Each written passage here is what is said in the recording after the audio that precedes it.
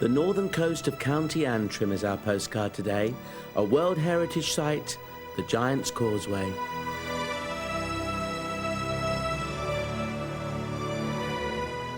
It's a bit smaller, this Phil, than I thought it was going to be. It's still spectacular, but it's still a lot smaller. Yes, it is. Although it's a Giant's Causeway, it's quite a small phenomenon now. It may have been bigger at one time millions of years ago, but we weren't around. It's all black down here, though, this bit. People think it's oil pollution, but it's totally the opposite. It's a natural coating on the rocks. And it's black, then it goes to sort of a yellow. Then it goes yellow, then around us we've got and grey. then silver and grey. Grey. Yeah. Yeah, adds a bit of colour. So are there any shipwrecks that have happened around here? Well, the most famous shipwreck's just behind us in the next bay, which was the Armada ship, the Girona, which sank in 1588 and was discovered. The ship was long gone, but a huge gold and silver treasure was discovered there in 1967.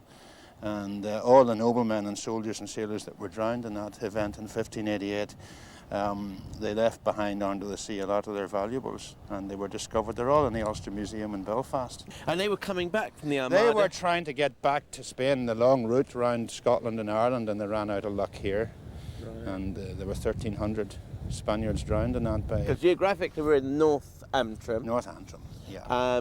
And the towns nearest are Portrush and Bushmills. That's right. And geologically, what is all that? Geologically, it's a rock called basalt, and 60 million years ago it was red hot lava, and it poured out over the ground here, and it cooled and cracked into these amazing 6-sided and 5-sided columns. They're so exact as well. They're extremely exact. That's why they look so man-made, and hence, you know, it had to be built by giants. How could nature create this? Well, now let's go on to the romantic side. The romantic. Of this. Tell us that story. The Blarney, you mean? The Blarney. Yes. We are in Ireland. Give us some Blarney. The Blarney is that it was built by the giant Finn McCool, good Ulster giant, and it begs the question, why would he go to all this trouble? And Scotland's only about 20, 30 miles across the Geographically, ocean. which Geographically, direction? Just behind us here, across the sea. Just over there? If it was a clear day, you'd see it. Right. Now, Finn had a great rival in Scotland, Ben and Donner, and Big Ben, as he was known, had never met Finn, so the giant here invited him over, and he built this causeway across to Scotland to do battle.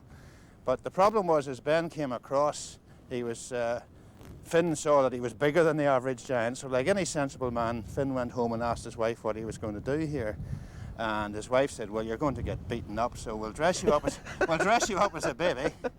And she put him in a cradle, huge cradle, and when Ben came in, now you asked for the Blarney. I love it. When Ben came in, baby giant. Yes, and looked and said, where's Finn McCool? The wife said, well, he's not here, he's out moving around a few mountains, but whatever you do, don't waken the baby, he has a filthy temper. And of course, Ben looks at the baby and he says, well, if that's the size of the child, I don't want to meet the father.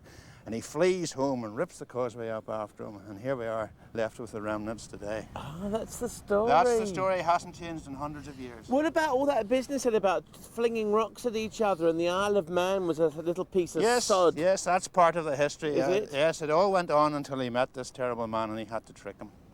Oh, so the Isle of Man is a little bit of the old sod from Ulster, is it? Yes, the hole that was left by that is now called Loch Ness.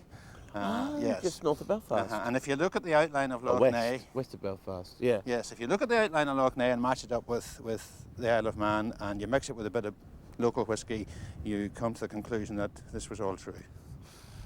I think I believe it, especially as I'm so near Bushmills, the village of. Well, there you go. As the man says.